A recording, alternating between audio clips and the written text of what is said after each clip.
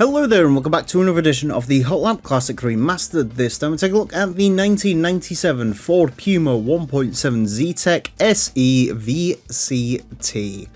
That's a lot of letters for the Ford Puma, a tiny car in comparison to its name.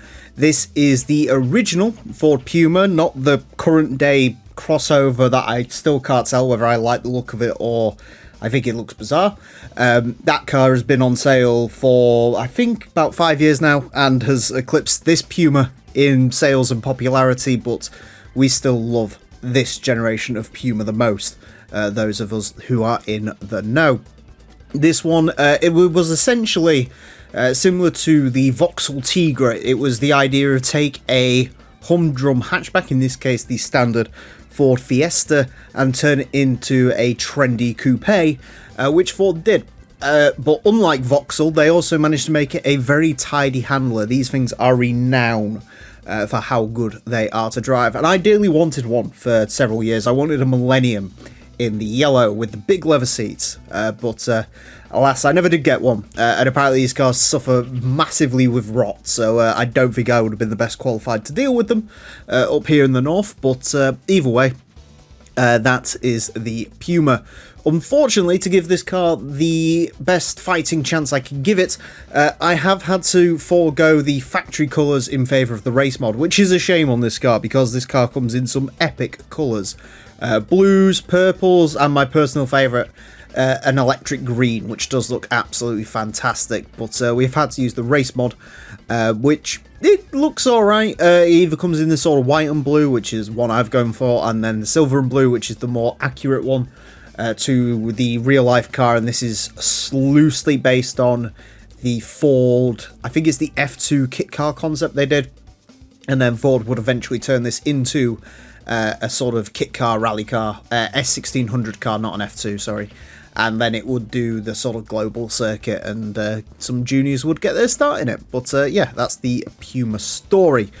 In terms of power, it is pretty good for a sort of low-end front-wheel drive car such as this. Front-engine front-wheel drive, 256 horsepower, 922 kilos. Pretty good stats for this track, to be fair, so I'm thinking it will do half decent. Anyways, this car is going to get 6 laps of the Motorsports Land track in order to set the best time it possibly can. Our current leader is the Audi TT LM Edition. That car set time of a 26.690, and obviously the Puma is not going to be beating that. In terms of where I think this is going to go, I want to compare it to the Opel and Vauxhall versions of this car, the Tigra. More specifically the Opel Tigra, because that was naturally aspirated. Made a little less power than this. I think it weighed slightly less, even though, ironically enough, in real life, the Tigra weighed far more than the Puma did. That car set time of a 30.860, and it's in 259th place currently. The Vauxhall with the turbo set like a 30.1, and it was ridiculous. And then, of course, there's the Tigra Ice Race car, which unfortunately we do not have a Puma Ice Race car to compete with, so yeah, I mean, overall, it feels pretty Tigra-ish to drive. 30.543 on its first flyer. This is a quick car. I was about to say, maybe think about comparing it to the Citroen Saxo, which is a 30.840, but it's beaten that. I don't think we're going to quite get to Punto GT levels. That car's just been a phenomenally quick hatchback on our leaderboard for a while.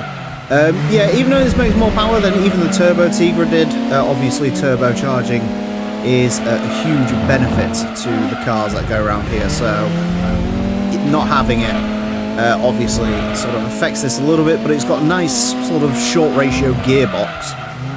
It's really well geared actually for this track, considering the, I think this is a stage 2 engine, not a stage 3. But either way, obviously, as we've seen in this series, NA vehicles are very peaky in the power delivery. It's all at the top end of the rev range, and that can usually harm the cars with the longer gear ratios, especially those that happen to suffer from the 4-speed automatic gearbox. Fortunately, this one, I think it would have only been a 5-speed, but it's a nice sort of short ratio racy 5-speed, which is Nice. Let's see what we can do on this final lap. It's quite a consistent thing to drive as well. A little bit on the grass there, which is going to hurt it going into this lap. But we'll see what we can do.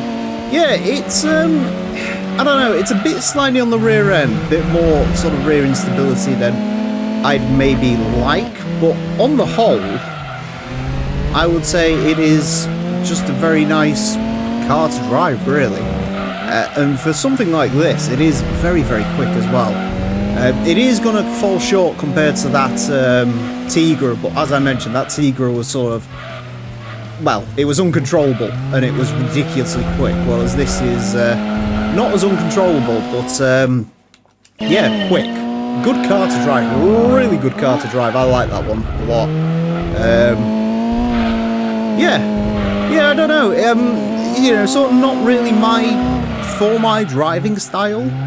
But I mean, you can't argue with the numbers, and in terms of numbers, it is quick. So yeah, I think there's a little bit in there. I think a 30.35, 34 maybe could be on the cards for this, because it is sort of, it does drive pretty consistent. You can see in the lap times there's some fair amount of, ignore lap 4, but you know, there's a fair amount of consistency in there. So yeah, not a bad car, certainly. A pretty good car, all things considered.